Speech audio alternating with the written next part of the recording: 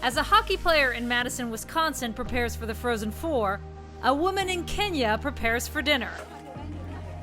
Thousands of miles apart with an unlikely connection. We primarily work with the women, and so we go visit the villages, and we go on motorbikes, and then we give them a mobile clinic every week and kind of talk to them, hang out. They do a lot of dancing for us. Brittany Ammerman, a senior forward on the Wisconsin Badgers hockey team, is a woman on a mission.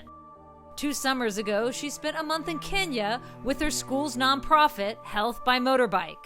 It provides health care and health education for women in the remote villages of Kenya.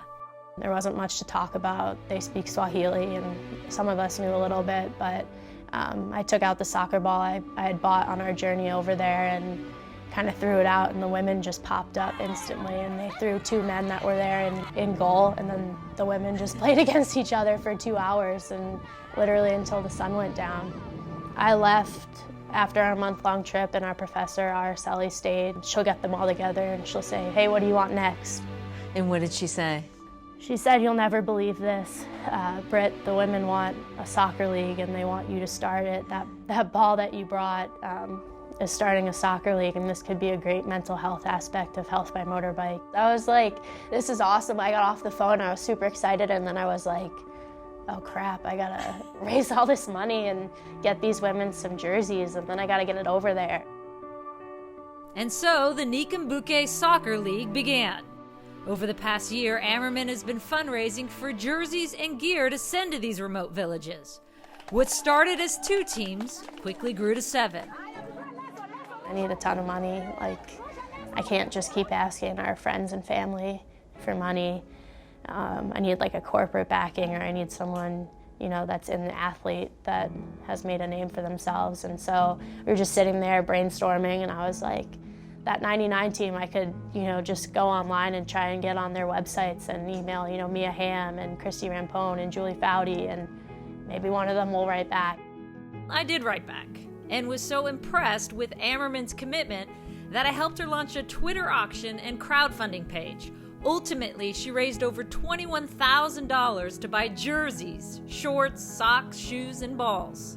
Ammerman was ready to travel back to Kenya with all that new gear in hand. And that's no small feat. Ammerman flew from Chicago to Detroit, then to Amsterdam, and finally to Nairobi, Kenya.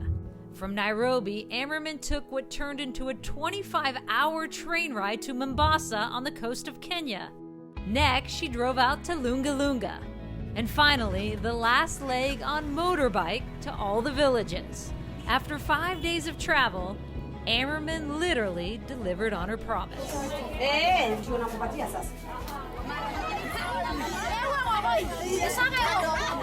Was there ever a point where you said, or thought, I can't take this on right now. Going into my senior season, I'm a pre-med student. How am I going to handle all this? I won't lie, I think there's been some times where I've been overwhelmed and have thought like that, but I mean, it's the women that I'm doing it for, and I feel like if I don't do it, I'm gonna let them down. What do you see in these women when you watch them play? They just looked free-spirited. They weren't worrying about their children. They weren't worrying about what they're gonna have to do for their family later in the day. And it was just fun. It was nonstop laughing, and it's brought a ton of cohesion between the villages because it's a tribal nation, and there's a lot of tension, and I think them competing with one another has brought them together. Because now we are healthy from playing. We like it because we interact better. We are freer. All ages are the same. When we are at the field, we are of the same age. We forget our past, we forget our problems. At the beach, we play and we feel good. Do you ever take a moment to stop and think about what you've created?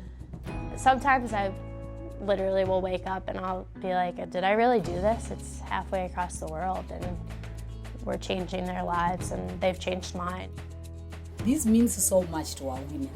It brings them together. That is one thing that we have seen. It is creating to our senders. Also, it is making our community to be known from Nikambuke. What does Nikambuke mean in Swahili? it means remember me, and whenever we leave, that's what the women say to you. They want to be remembered, and we want to be remembered too, so it's kind of like you say Nikambuke to each other, and you just know that you're not going to forget one another.